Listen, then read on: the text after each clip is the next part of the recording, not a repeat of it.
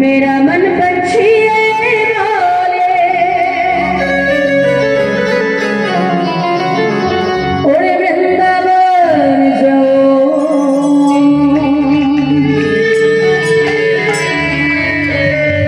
ब्रज की लता क्या बोले राधे राधे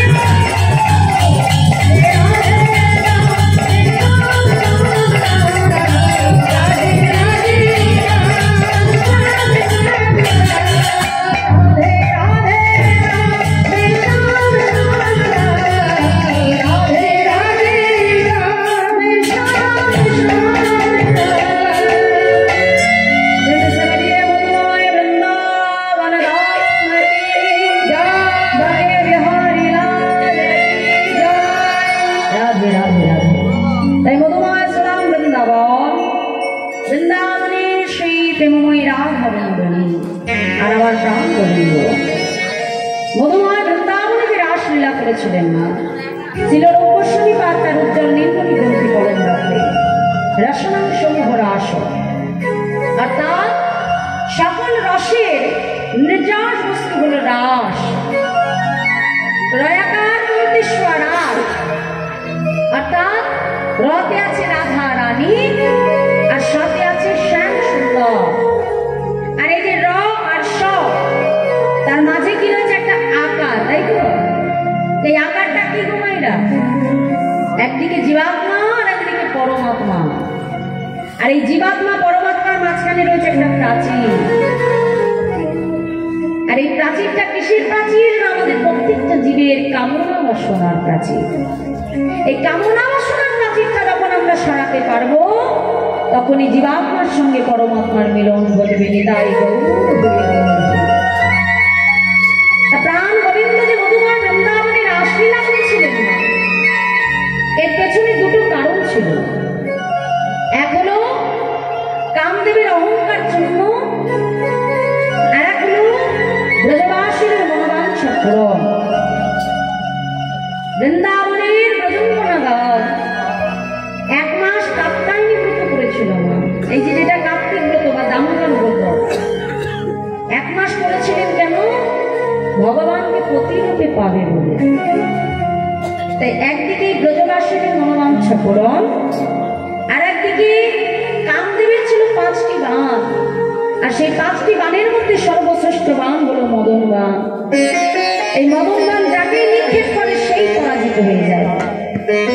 কামদেবের মনে একদিন অহংকার এলো যে তার মতো বীর আর কেউ নাই। গোবিন্দ কামদেব কি বলছে? কামদেব, তুমি এখনো আমাকে পরাজিত করতে পারো না কামদেব। তাই শুনে রাখো, বৃন্দাবনের সেই শারদীয় পূর্ণিমা তিথিতে আমি একজন নয়, দুজন নয়, সহস্র গোপিনীগণকে নিয়ে বৃন্দাবনে রাসলীলা করব।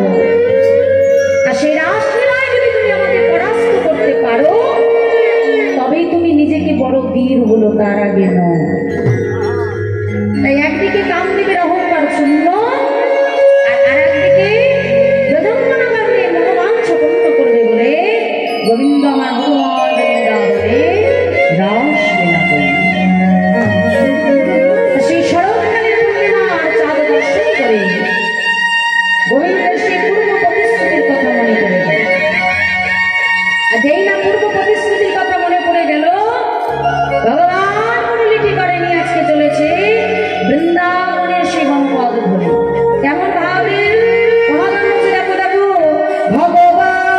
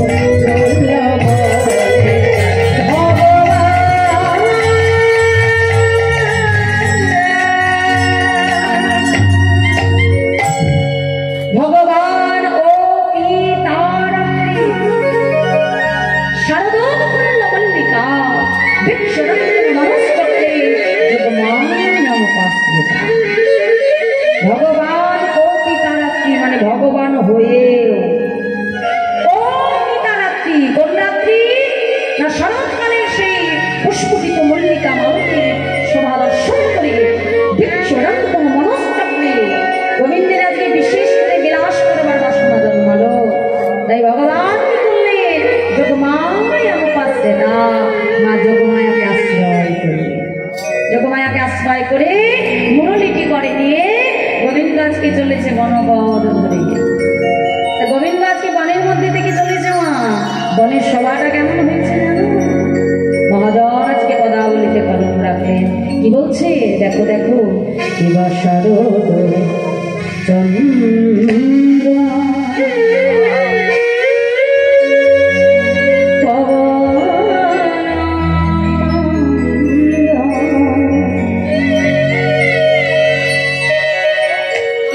বিপিনে ভরা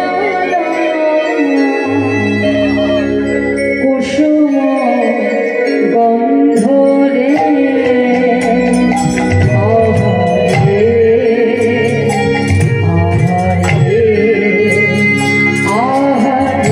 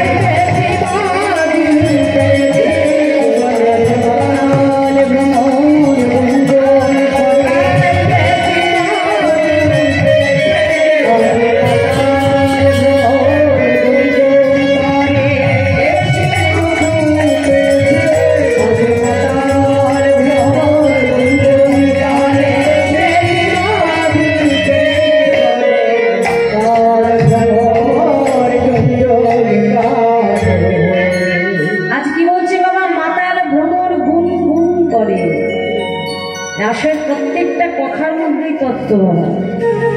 এই জন্যই বলেছিলাম যে বৃন্দাবনে রাসলীলাটা মুখের কথা নয়। বলছে যে মাতার ভ্রমর গুন গুন করে। আজকে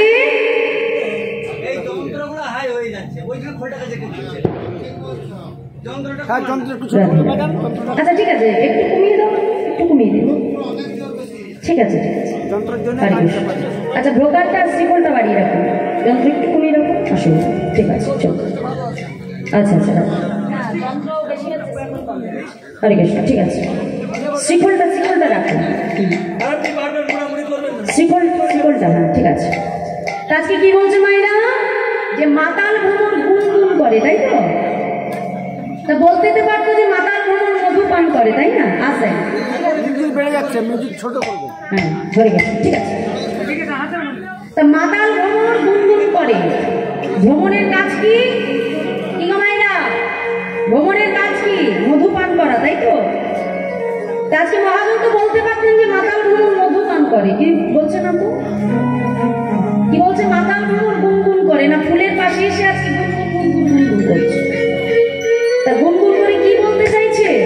হ্যাঁ, আজকে ভ্রমণ ফুলের পাশে গুনগুন করে বলতে চাইছে, কি বলছে? বলছে দেখো দেখো দেখো যেন মধু ঝরে পড়ো না, দেখো যেন মধু ঝরে পড়ো না, দেখো যেন মধু ঝরে পড়ো না, দেখো যেন মধু ঝরে পড়ো না, মধু ঝরে গেলে সেবাই লাগবে, দেখো যেন মধু ঝরে পড়ো না, মধু ঝরে গেলে সেবাই লাগবে, দেখো যেন মধু ঝরে পড়ো না, মধু ঝরে গেলে সেবাই লাগবে, হবে আসা যাওয়া সার হবে, হবে আসা যাওয়া সার হবে, হবে আসা যাওয়া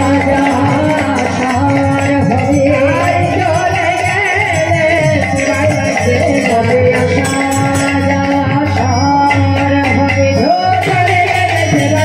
হবে আসা যাওয়া সার হবে,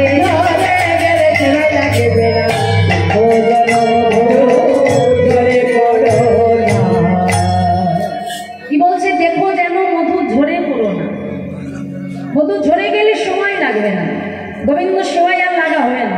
কেন? যেমন একটা গাছে একসঙ্গে অনেক ফুল ফুটে থাকে, তাই তো? তাহলে সব ফুল কি গোবিন্দ চরণ পায় বাবা? পায় না। দেখো একই গাছের ফুল বাবা, যখন আমরা চয়ন করতে যাই মানে তুলতে যাই, তা ফুলটা যখন বৃক্ষ থেকে চয়ন করি দেখা যায় কি বাবা, যে গাছের ফুলে মানে ফুলগুলো গাছের ডালের উপরে আছে, তাই তো? তাহলে উপরে থাকা ফুলগুলো দেখা যায় যে আমরা হাতে পাই না বলে তুলি না। আবার কোনো কোনো গাছে আমরা যখন ফুল চয়ন করতে যাই সব ফুল আমরা তুলে আনি না। কেন আনি না? মনে করি যেন যে সব ফুলটা যদি গাছ থেকে তুলে নিই তাহলে গাছটা দেখতে হয়তো ভালো লাগবে না, এটা আমাদের মনোভাব। কিন্তু মহাজন বলছেন তা নয়। যে সমস্ত ফুলগুলো আমরা চয়ন করে এনে গোবিন্দ চরণে দিই না, মনে করতে হবে যে তাদের এখন সময় আসেনি, তারা গোবিন্দ সেবা করবেনি, তাই গোবিন্দ হরিব। তা দেখো মায়েরা, যেমন একটা গাছে সব ফুল ভগবান চরণ পায় না, কোন পুষ্প গোবিন্দ চরণ পায়, আবার কোন ফুলগুলো দেখা যাচ্ছে সব দেহের সঙ্গে শ্মশান ঘাটেও চলে যায়। ঠিক তেমনই মা, একই মায়ের গর্ভ থেকে যদি 5টি সন্তান হয়, কোন সন্তান ডাক্তার, কোন সন্তান ইঞ্জিনিয়ার, কোন সন্তান ব্যারিস্টার, কেউ দেখা যাচ্ছে আবার ভক্ত, কেউ হচ্ছে চোর, তাহলে একই পিতার ঔরস আর একই মায়ের গর্ভ, তাহলে একই মায়ের গর্ভ থেকে ভূমিষ্ঠ হয়েও 5টি সন্তান 5 রকম পথে চলে যাচ্ছে। সবাই তো ভক্ত হতে পারতো বাবা, হলো না তো। কেন? কারণ গোবিন্দ সেবায় লাগা এত সহজ নয়। গোবিন্দ গুণাগুণ কীর্তন আস্বাদন করাও কিন্তু মুখের কথা নয়। দেখো এই গ্রামে তো আর কম ভক্ত নাই না। আজ তোমরা এখানে ঠান্ডার মধ্যে বসে কষ্ট করে ভগবানের কথা শুনছ, আবার কেউ বাড়িতে টিভি সিরিয়াল দেখে সময় নষ্ট করে, কিন্তু হরিবাসরে আসে না। তাহলে যারা ঘরে ফিরে যাচ্ছে বা ঘরে বসে রয়েছে মা, কিন্তু হরিবাসরে আসে না, মনে করতে হবে যে তাদের এখন সময় আসেনি, যোগ আসেনি, তারা গোবিন্দ সেবায় লাগবে। নিতাই গৌর হরি। কথায় বলে যোগী আসে যোগে যায়, যোগের খবর কেউ নাহি পায়, যোগের খবর রাখে যারা, রসিক ভক্ত তারা। গোবিন্দ চরণে সেবা করা এত সহজ নয়, মুখের কথা নয়। হরিনাম আস্বাদন করা, হরিনাম শ্রবণ করা, এটাও কিন্তু গোবিন্দের সেবা করা নয়। তা আজকে মহাজন বললে ভ্রমণগুলো আজকে ফুলের পাশে যে গুনগুন করে বলছে যে ভ্রমণ আজ বিদুনি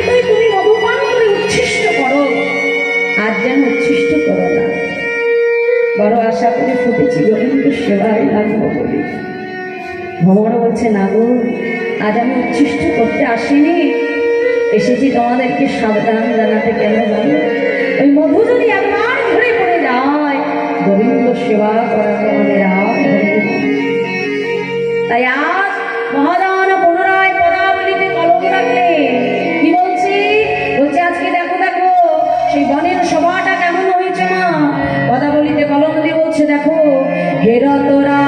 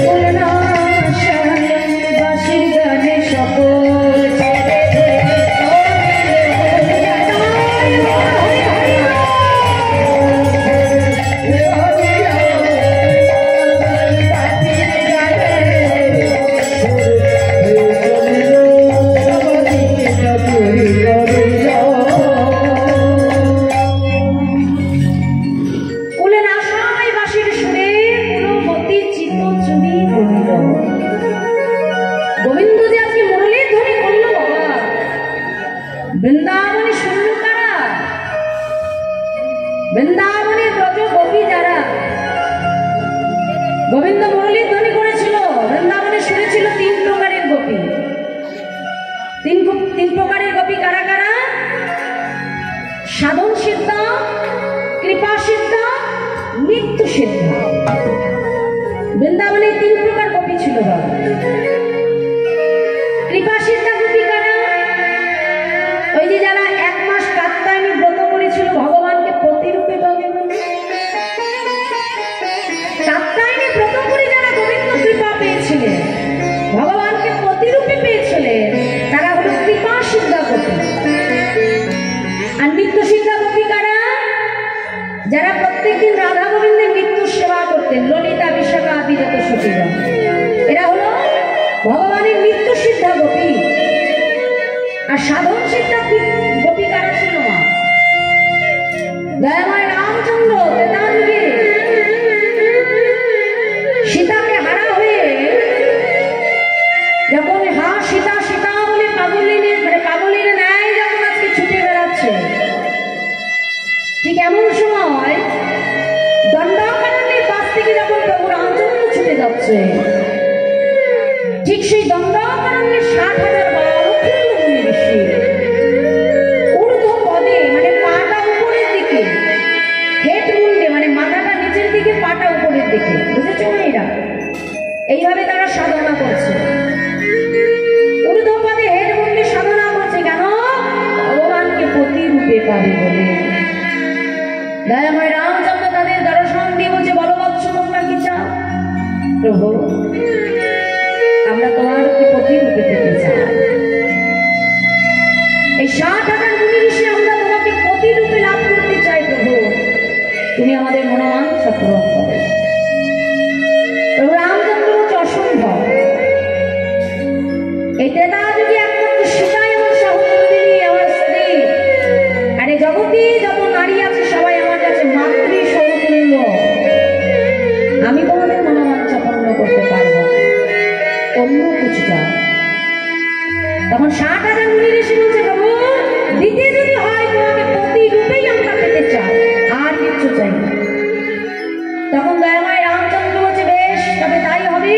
তবে ত্রেতাযুগে নয়, আগত দাপর যুগে আমি যখন বৃন্দাবনে শ্রীকৃষ্ণ রূপে অবতীর্ণ হব, সেই শ্রীকৃষ্ণ রূপে আমি যখন মধুময় বৃন্দাবনে রাসলীলা করব, সেই দিন আমি তোমাদের মনোবাঞ্ছা পূর্ণ করব। তাই সেই প্রভুর কৃপা ত্রেতাযুগ হতে সেই 60,000 বালক মুনি ঋষি তারা দাপর যুগে বৃন্দাবনে এসেছিলেন সাধন সিদ্ধা গোপী রূপে। তাই গোবিন্দ আজ যখন মুরলীর ধ্বনি করলেন, সকল গোপী মুরলীর ধ্বনি শ্রবণ করে তারা ছুটে যাচ্ছে। সকল গোপী তারা গোবিন্দের বাঁশি শ্রবণ করে ছুটে যাচ্ছে। কেমন ভাবে? মহারাজ বলছে, দেখো দেখো, শোনল গোপী প্রেম হিরকে মনহি মনহি আপনা সখিরে মনহি মনহি আপনা সখিরে যাহি বলো তো তাহি চলো যাহি বলো তো তাহি চলো যাহি বলো তো তাহি চলো যাহি বলো তো তাহি চলো মুরলী গো বলো মুরলী গো বলো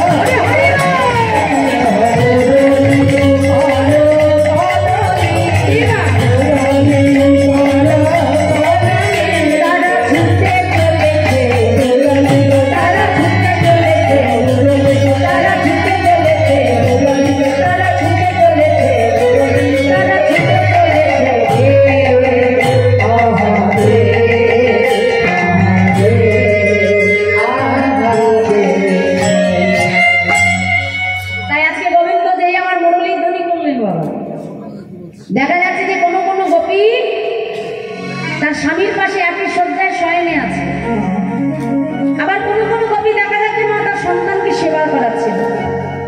যেই গোবিন্দের বাঁশিটা কর্ণ বলে এলো বাবা, নিজ সন্তানকে কোন থেকে ফেলে গোবিন্দ সেবায় ছুটে যাচ্ছে। কোনো কোনো কবি এক চরণে আলতা পড়েছে আর এক চরণে পড়তে যাবে, যেই ভগবানের বাঁশি শুনতে বাবা সেই অবস্থায় ছুটে চলেছে।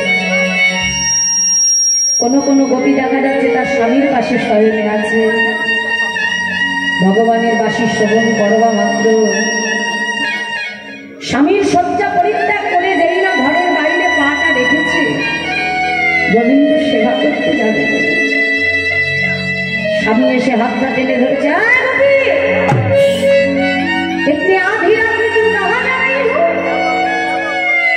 রাতের অন্ধকারে তুমি কোথায় যাচ্ছ? স্বামী, আমার হাতটা তুমি ছেড়ে দাও, আমি চলেছি আমার স্বামীর কাছে। কি বলবি? তোর স্বামী? আমি তো তোর স্বামী না, এই জগতে তুমি হই আমার দেহপতি, কিন্তু আমি যার কাছে যাচ্ছি সে শুধু আমার একার স্বামী নয়, সে আমার স্বামী, তোমার স্বামী, সে যে জগতের স্বামী। আমার পিতা অগ্নি সাক্ষী করে তোমার সঙ্গে বিবাহ দিয়েছে ঠিকই, কিন্তু বিবাহ হয়েছে শুধুমাত্র এই দেহের সঙ্গে। শিশুকাল হতে আমার এই দেহটা আমি এক চরণে সবার ফোন করে রেখেছি, তুমি কৃপা করে আমাকে যেতে দাও। অসতী বিচারিণী, এত রাত্রে তুই আমায় ছেড়ে চলেছিস পরপতির কাছে? হাতটা ধরে টানতে টানতে পতিকে ধাক্কা মেরে ঘরের ভেতরে ফেলে বাবা বাহির থেকে শিবালটা তুলে দিয়ে বলছে, যা যা রেখে যা, আমি যদি তোর দেহপতি হই তবে দেহটা আমার জন্য রেখে যা, যা দেখি মনটা নিয়ে চলে যা, চলে যা দেখি তোর সেই পরপতির কাছে। আমি যদি দেহপতি হই, দেহটা আমার জন্য রেখে মনটা নিয়ে চলে যাবে কি? যেমন যেতে পারিস। ঘরের বাহিরে এসে দরজাটা বন্ধ করে ঘরের ভেতরে পড়ে মা গোপী নয়ন জলে বক্ষ ভাসিয়ে কাঁদে, কেমন ঘরে তুমি আমার দিয়েছ, কিনা তোমায় বোঝে না, যে কিনা তোমায় চেনে না। একদিন নয়, দুদিন নয়, যুগ যুগ ধরে বসে আছে একটি রজনীর জন্য। কেমন পতির কাছে তুমি পাঠিয়েছো দয়াময়, আজ আমাকে কৃষ্ণ সেবায় বাধা দেয়। শাস্ত্রে বলছে সে গুরু গুরু নয়, যে গুরু শিষ্যকে ভজনের পথ থেকে সরিয়ে আনে। সেই মাতা মাতা নয়, যেই মাতা সন্তানকে কৃষ্ণ পথে যেতে দেয় না। সেই স্বামী স্বামী নয়, যে স্ত্রীকে ভজনের পথে এগিয়ে দেয়। সেই স্ত্রী স্ত্রী নয়, যে স্বামীকে ভজনের পথে এগোতে পারে না। আজ যেই না ঘরের মধ্যে বাধা পড়ে যায়, নয়ন জলে বক্ষ ভাসিয়ে কাজে করবে, আজকে আমার তোমার সেবা করা হবে না, আজকে আমি তোমার সেবা থেকে বঞ্চিত হয়ে যাবো দয়াময়, তুমি কি করলে? কাঁদতে কাঁদতে ঘরের মধ্যে নিজের প্রাণকে ত্যাগ করে দিলেন। আর যেই না নিজের প্রাণ ত্যাগ করে দিলে, গোবিন্দ এতটুকু বিলম্ব না করে সেই গোপীর কাছে এসে ষড়রিপুকে 6 চাকা করে রাধা নামের ধ্বজা উড়িয়ে মনোরথে করে সবার আগে তাকে নিয়ে এলেন রাস মঞ্চে। সকল গোপীর আগে পাইল সে রমা, গোবিন্দ দাস কাজে আমি কি দেব মা? আজ আমরা ঘর ছেড়ে এসেছি গোবিন্দ সেবা করবো বলে,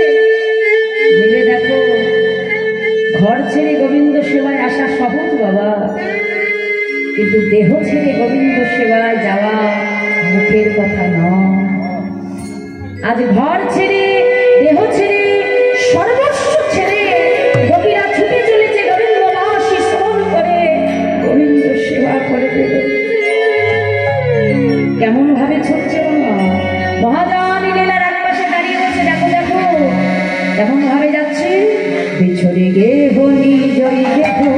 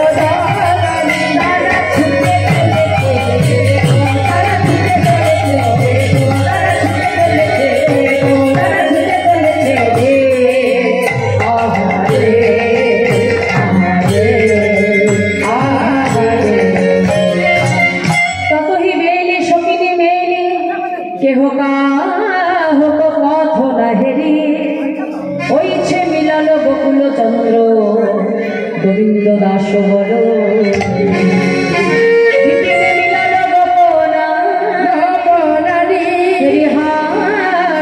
মুরলীর হারি নিরীক্ষ বয়ন ছোট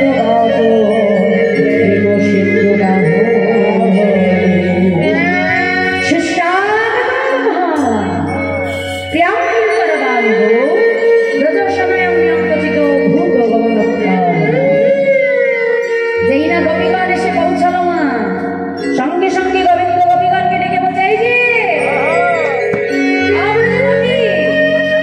তোমরা সবাই ভালো আছো? কি বাবা ভালো আছো? হ্যাঁ বলছে, ভালোই যদি থাকো তাহলে এত রাত্রে ঘর ছেড়ে সংসার ছেড়ে গভীর মনে কেন এসেছো?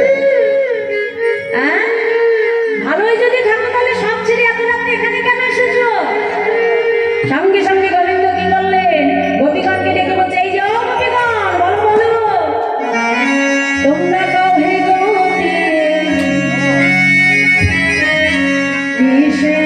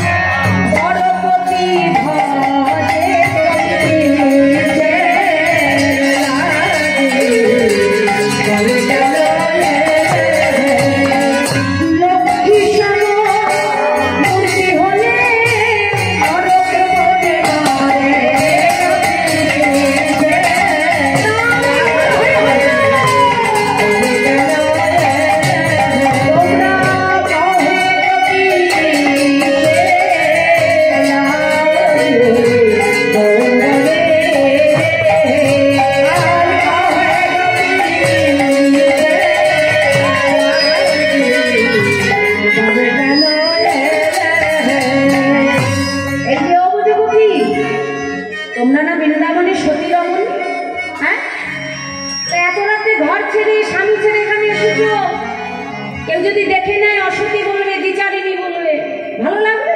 হ্যাঁ, তার থেকে বরং তাড়াতাড়ি ঘরের বধূ ঘরে ফিরে যাও, তাড়াতাড়ি ঘরে ফিরে যাও।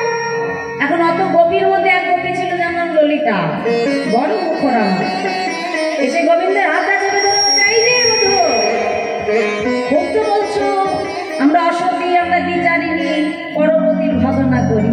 হ্যাঁ, আমরা না হয় অসতী দ্বিচারিণী বুঝলাম, তুমি বলো তো বধূ, এত রাতে তুমি কেন এই বনে এসেছো? হ্যাঁ, কি বাবা? এই প্রশ্নটা যখন গোপীদের করছিল, গোপীরা উল্টে করে দিল।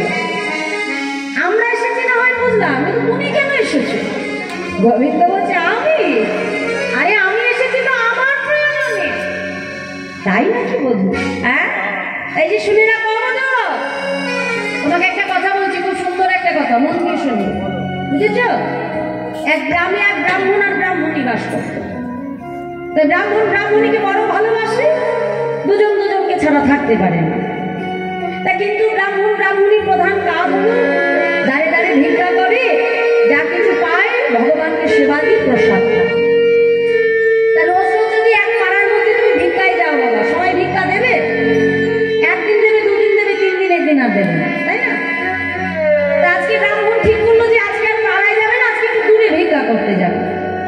তা যখন ভিক্ষা করতে দূরে গেল বাবা, যাবার সময় স্ত্রীকে কি করলো, নিজের একটা চিত্রপট দিয়ে গেল, মানে ছবি দিয়ে বলছে, শোনো, যতদিন না আমি ফিরে আসবো ততদিন এই চিত্রপট রূপ স্বামীকে তুমি সেবা দেবে। যখন আমি ফিরে আসবো, চিত্রপট স্বামীকে সরিয়ে তুমি আমার কাছে টেনে নেবে। এই বলে ব্রাহ্মণ ভিক্ষায় চলে গেল।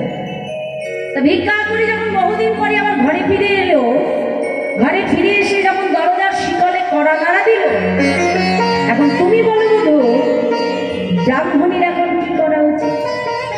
গোবিন্দ বলছে, কেন? এটা সোজা কথা, ওই চিত্রপট রূপ স্বামীকে সরিয়ে নিজের স্বামীকে কাছে টেনে নেওয়া উচিত।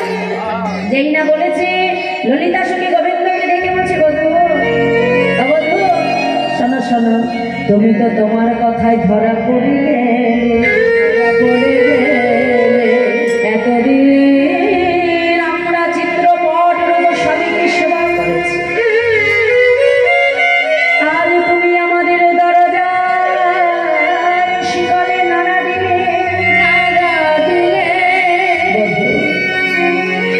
এতদিন আমরা চিত্রপট রূপ স্বামীকে সেবা করেছি, আজ তুমি বাঁশি বাজিয়ে গভীর বনে ডেকে আমাদের কেমন করে ভৎসনা করছো প্রভু? গোপীদের নয়ন জল ভগবান আর সইতে পারল না, ডেকে বলছি, না গো, আসলে আমি তো তোমাদেরকে একটু পরীক্ষা করছিলাম, আমার প্রতি যে ভালোবাসা, যে অনুরাগ জন্মেছে, আসলে এই ভালোবাসাটা কতটা সত্য, কতটা খাঁটি, আমি সেটাই দেখছিলাম। কি দেখলে বধূ? পুরোটাই সত্য। গোপীদের সঙ্গে আমার গোবিন্দ যখন কথোপকথন করছে বাবা, আর ওদিকে প্রেমময়ী রাধা ঠাকুরানী গোবিন্দের মুরলীধ্বনি শ্রবণ করে নিজেকে সুন্দর করে সাজাচ্ছে, রাস মঞ্চাঙ্গে বলে এমন করে সাজাচ্ছে, আজকে মহাদান পদাবলিতে কদম দিচ্ছে। কি বলছে? বলছে, দেখো দেখো, আজিরাই সাজে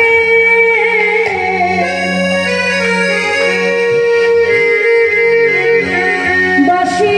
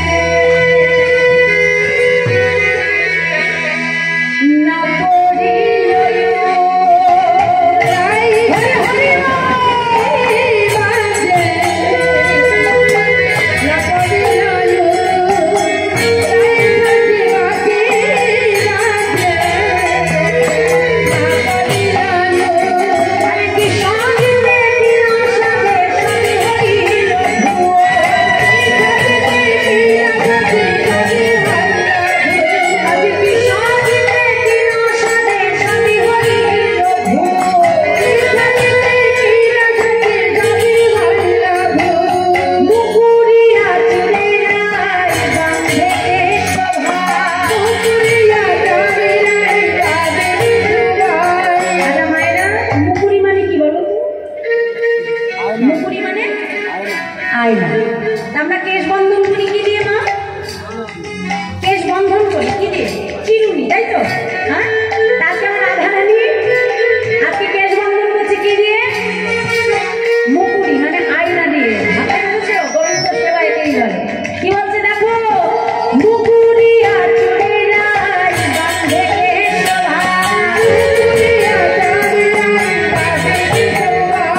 আর পায়ে বাঁধে ফুলের মালা নাচে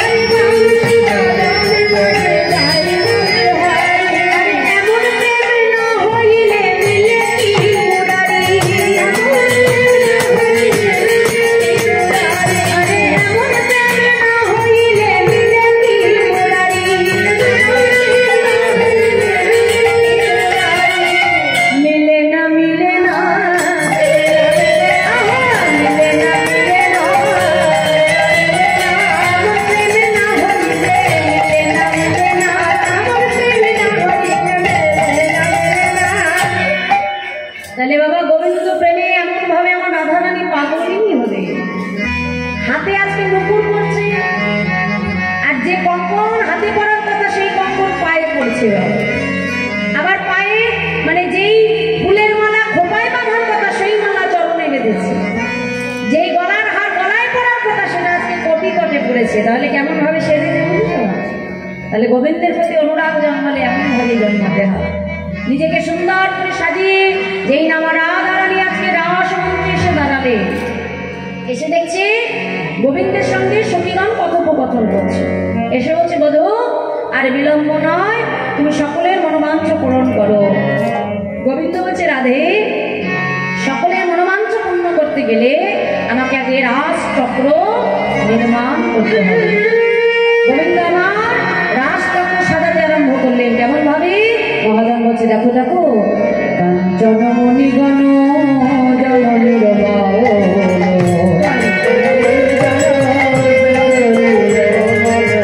কাঞ্চন মণিগণ জলনির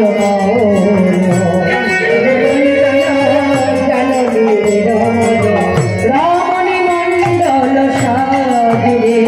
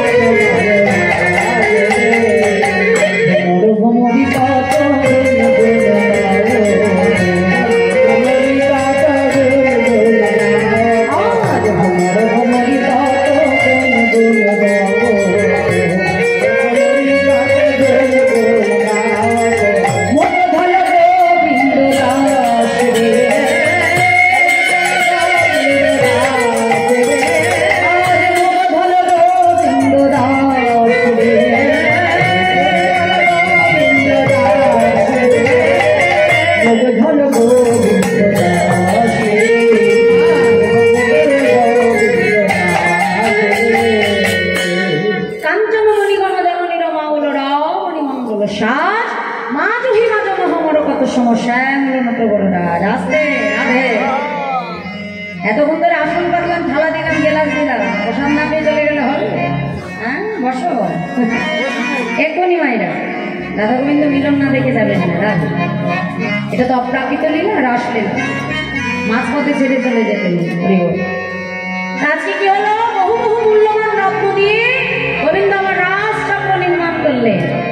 আর যেই না রাস চক্র নির্মাণ করলেন, নির্মাণ করে আর গোপিনীগণকে সঙ্গে নিয়ে গোবিন্দ আমার রাস নৃত্য আরম্ভ করলেন। এমন ভাবি মহাজনা যে কথা বলিতে কলম নিয়ে বলছে, দেখো দেখো নগরেতে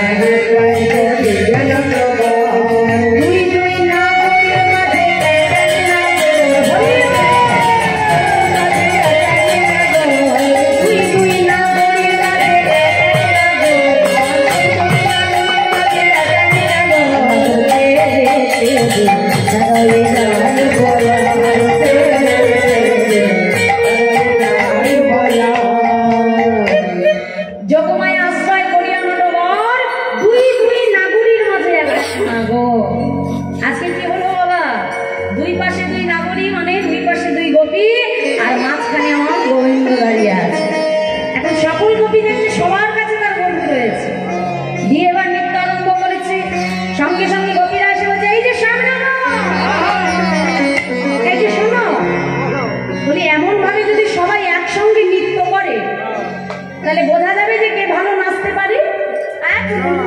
কি গো মায়েরা, সবাই যদি একসাথে নাচে কখনো বোঝা যায় যে কে ভালো নাচছে? এদের মধ্যে বোঝা যাবে না। বলছে শোনো শ্যামসুন্দর, এইভাবে একসাথে নাচতে হবে না, তোমাদেরকে পৃথক পৃথক নাচতে হবে।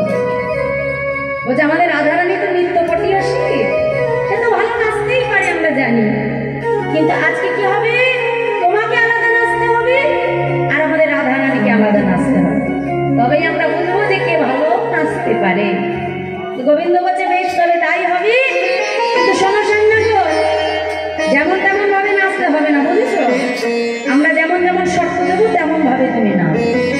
তা গোবিন্দ বলছে আমি যে নাচবো তো বাজনা বাজাবে কে? বলছে কেন, আমরা ললিতা বাজায় বীণা বিষম মৃদঙ্গ, সুচিত্রা বাজার শব্দ সরা রায় দেখে রঙ্গ। এক একজন বাদ্যযন্ত্র বাজাতে আরম্ভ করে। আর সখীরা দেখে বলছে এই যে সামনাগো শোনো, তুমি নাচবে কেমন করে জানো? দেখে বলছে শোনো শোনো, বাতাসান তোমাকে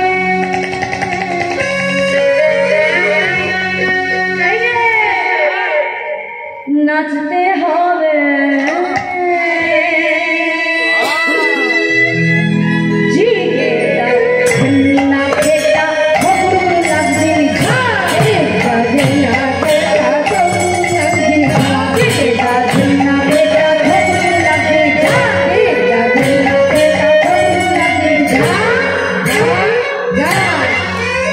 বাজে থগুরগুরু লাগছে নি ঝা,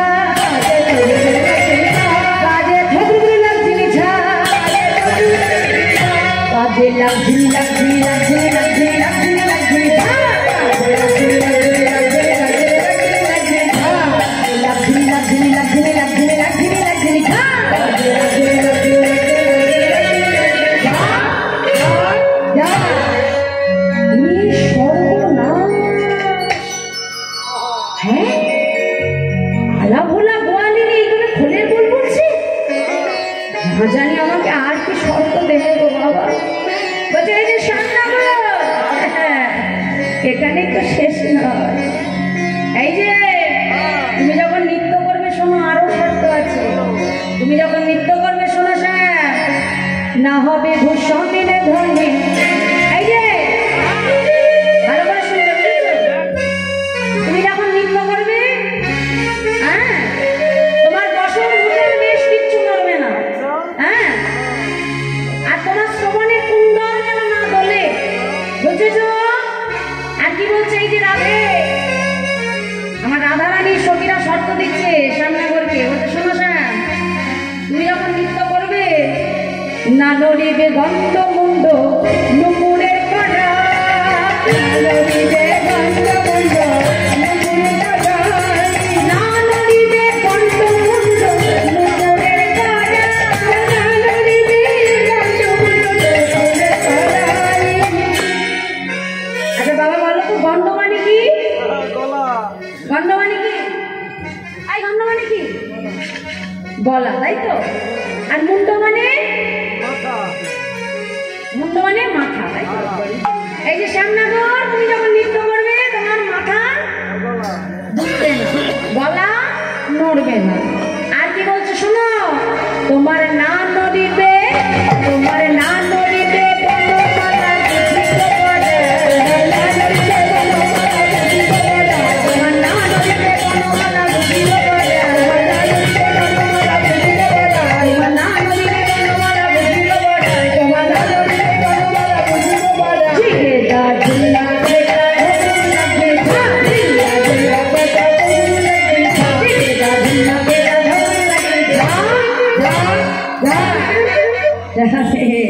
বাবা কি বিপদে পড়ে গেলে নাকি?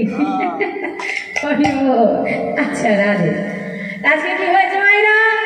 গোবিন্দকে শর্ত দিচ্ছে, আর বলছে শোনো শোনাগো, উদ্ভট্ট কালে যদি হারো বনমালী, চূড়াবাসী কেড়ে নিয়ে দিব করো কালী, যদি জিনো রায়কে দেব আমরা হব দাসী, নইলে কারাগারে রাখবো দুঃখিনী শুনে হাসে নেতার গৌর।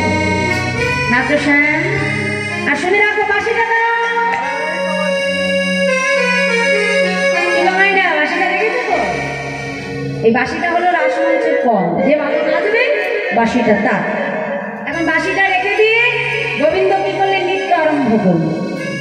আর যেই না গোবিন্দ নৃত্য করছে, সখীরা মাছ পাতে দাঁড় করিবা যায়, দাঁড়ো দাঁড়ো দাঁড়ো দাঁড়ো বলে, এটা তোমার ধেনু চালানোর মাঠ পেয়েছো? হ্যাঁ, যে ধেই ধেই ধেই করে নৃত্য করছো তুমি। আরে নাচার তো একটা ই আছে, মানে ভঙ্গিমা আছে, তাই না? যেমন তেমন ভাবে নাচতে হবে। গোবিন্দ বলতে দেখো, এর থেকে ভালো আমি আর নাচতে পারবো। তো বলছে বেশ, আমি তো না হয় নাচলাম, তাহলে বা তোমাদের রাধারানীকে নাচতে বলো, তবেই তো বুঝবো যে কেমন ভালো নাচতে পারে তোমাদের রাইধনী। গোবিন্দ তখন কি করছে, রাধারানীকে রেখে বলছে শোনো রাইধনী, তোমার সখীরা যেমন আমাকে শর্ত দিয়েছে, আমিও তোমাকে শর্ত দেবো। শোনো কেমন ভাবে নাচবে জানো? দেখে বলছে শোনো রাধে, ওমর চাঁদ বদনী নাচো তো দেখে,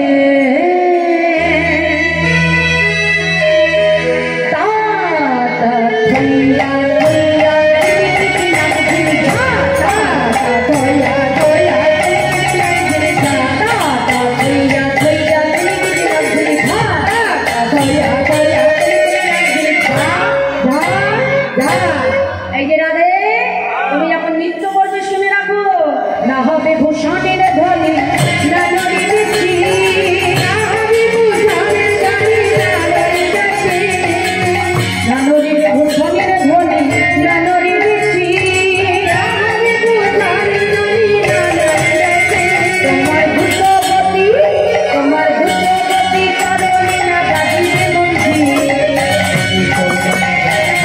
তোমার ভূতপতি কারণে না বাজিবে মঞ্জি, তোমার ভূতপতি কারণে না বাজিবে মঞ্জি, তোমার ভূতপতি কারণে না বাজিবে মঞ্জি। তা ভয়া ভয়া করে লাগছে, তা ভয়া ভয়া করে লাগছে, তা ভয়া ভয়া করে লাগছে। এই যে রাধে, বিষম সংকট কালে বাজাইব বাসি, ধনুয়ঙ্কের মাঝে নাচ বুঝিব পেয়সী, হারিলে কাড়িয়া লব বেশের কাচলি, আমার মোহ এই যে রায়ধনী, আমি তোমার জন্য একটা ধনুক অঙ্কন করবো। গোবিন্দ বাঁশিটা হাতে নিয়ে একটা ধনুক চিহ্ন এঁকে দিয়েছে, এঁকে দিয়ে বলছে এর মধ্যে তোমাকে নৃত্য করতে হবে। আর এই অঙ্কের বাইরে যদি যাও তুমি হেরে যাবে, তাহলে এর মধ্যে তুমি নৃত্য করো। আর যদি তুমি জিতে যাও তাহলে আমার মোহন মুরলী আমি তোমায় দিয়ে দেবো, আমার সাধের মুরলী তোমায় দেবো। আর যদি হেরে যাও তোমার বেশের কাচুলি আমি ছিনিয়ে যাবো, নাচ গাইব। এবার আমার রাধারানী নৃত্য করছে, ছোট্ট করে আপনারা একটু দর্শন করুন। রাধা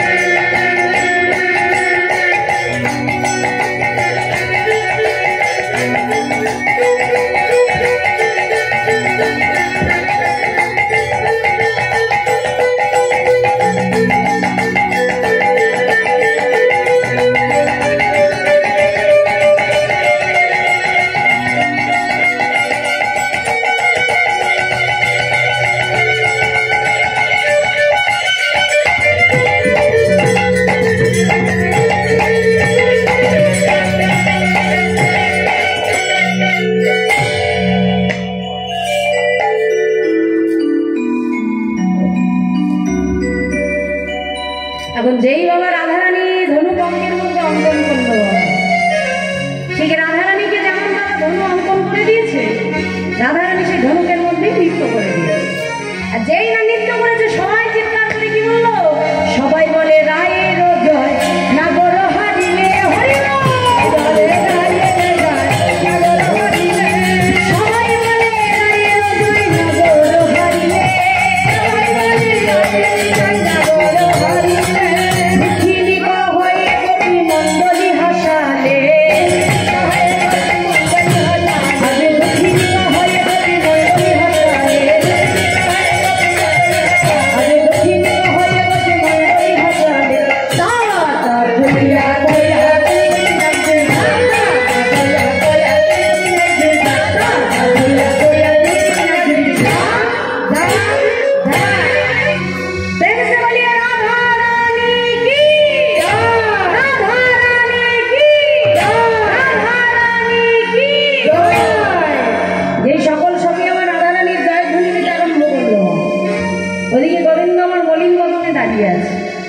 সঙ্গে সঙ্গে রাধারানী বলছে, সখী এই জগতে যার জয় দিলে আমি জয়ী হব, তোরা সকলে আমার রামনাথকে জয় দিলে, যে জয় দিলে আমি সুখী হব, তোরা সকলে তার জয় দিলে। সকল সখী আবার উচ্চ ঈশ্বর বলে উঠল, রাধা গোবিন্দ কি, রাধা গোবিন্দ কি, রাধা গোবিন্দ কি। সেবা করা সখীগণ রায়ধনীকে আমার গোবিন্দের বামে এনে দাঁড় করালো, দাঁড় করিয়ে সেবা করা সখীগণ রাধা গোবিন্দকে যুগলের সেবা দিলেন। সেবা দিয়ে আজ রাধা গোবিন্দকে ঘিরে তারা যুগল গুণাদিগণকে স্তন করতে আরম্ভ করলেন। জয় রাধে আসুন রাধা গোবিন্দকে আমরা যুগলে দিয়ে সবাই একটু যুগল গুণগান গাইব। দেখি মায়েরা এবার গাইতে হবে, সবাই মিলে একসাথে আমরা যুগল গান গাইব। দেখি বাহু তোলে। জয় দাঁড়ালো রে সুন্দরালো রে দুহের অঙ্গ ধরিয়া জয় দাঁড়ালো রে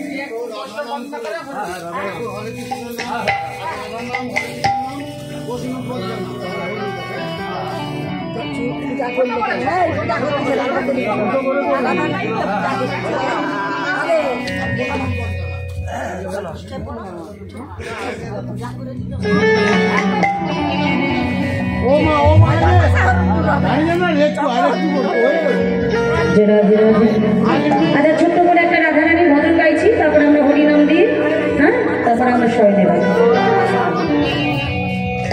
রাধে রাধে